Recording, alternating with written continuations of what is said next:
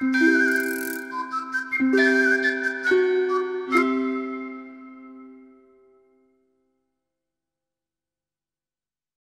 déjà, je crois que c'est deux arts que j'aime beaucoup, puisque c'est le cinéma et le théâtre qui s'additionnent l'un l'autre, et donc qui s'annulent. Et l'idée, je pense que c'est le processus pour moi qui fait œuvre, c'est-à-dire à un moment donné, en effet, moi je suis quelqu'un qui suis sensible à des artistes qui ont réformé, je dirais, des manières de produire du cinéma, du théâtre ou de l'art plastique. Et l'idée, c'était de se dire comment à un moment donné on peut inventer des nouvelles façons de travailler et de produire avant de trouver une esthétique en particulier. La performance filmique, c'est ça, quoi. C'est d'arriver à peut-être par le prisme du théâtre à inviter le cinéma à écrire avec lui.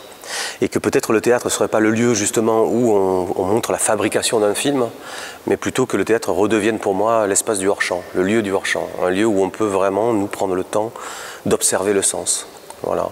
Donc c'est venu de là, c'est venu de ce désir en tous les cas de faire se rencontrer ces deux arts et peut-être de se dire que ce serait intéressant peut-être de conjuguer le cinéma non pas à l'infinitif mais au participe présent.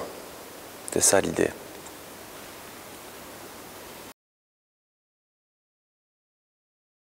Alors, c'est une grammaire, la performance filmique, on peut absolument travailler sur d'autres thématiques que celles du monde de l'entreprise. C'est toujours pareil, après la langue de Molière est une langue, par exemple, parce qu'on parle de la langue de Molière en particulier, est une langue très riche et que peut-être elle n'a pas besoin de l'image. Elle est déjà tellement imagée en elle-même qu'elle n'a peut-être pas besoin de l'image pour exister. Donc il faudrait l'appauvrir, la langue. Je pense qu'à un moment donné, la performance filmique, elle a besoin d'une écriture incomplète, une écriture qui laisse la place à l'image. Et oui, en effet, on peut travailler sur d'autres auteurs, absolument sur d'autres auteurs pour traverser, voilà. Quelque œuvre que ce soit peut être traversée par la performance filmique, mais je pense que ça nécessite un tout petit peu d'avoir des écritures incomplètes.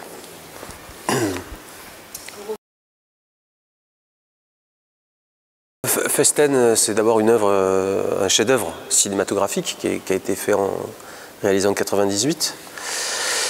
Mais c'est également une adaptation théâtrale qui est magnifique, qui a été réécrite notamment par Vinterberg et deux de ses comparses, Janssen et Rukoff.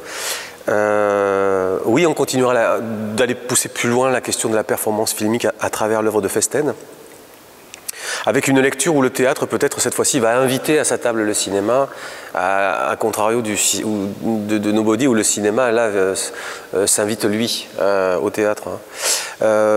Festen, c'est une magnifique histoire de famille, donc ça reste un huis clos. Quand on disait tout à l'heure, est-ce que la performance filmique peut être traversée par d'autres textes, pour le coup, celui-ci, je crois, on serait presque la genèse. Juste une petite clé, l'idée c'est que peut-être qu'il y a une œuvre aussi qui est cachée dans l'œuvre de Festen, qui est celle d'Hamlet de Shakespeare. Et ce qui serait intéressant là, c'est de se dire comment à un moment donné le théâtre est le piège où je prends la conscience du roi. Donc peut-être que dans Festen, on va convoquer le théâtre différemment. Il sera peut-être plus présent qu'il ne l'a été dans Nobody. Voilà, sur Festen.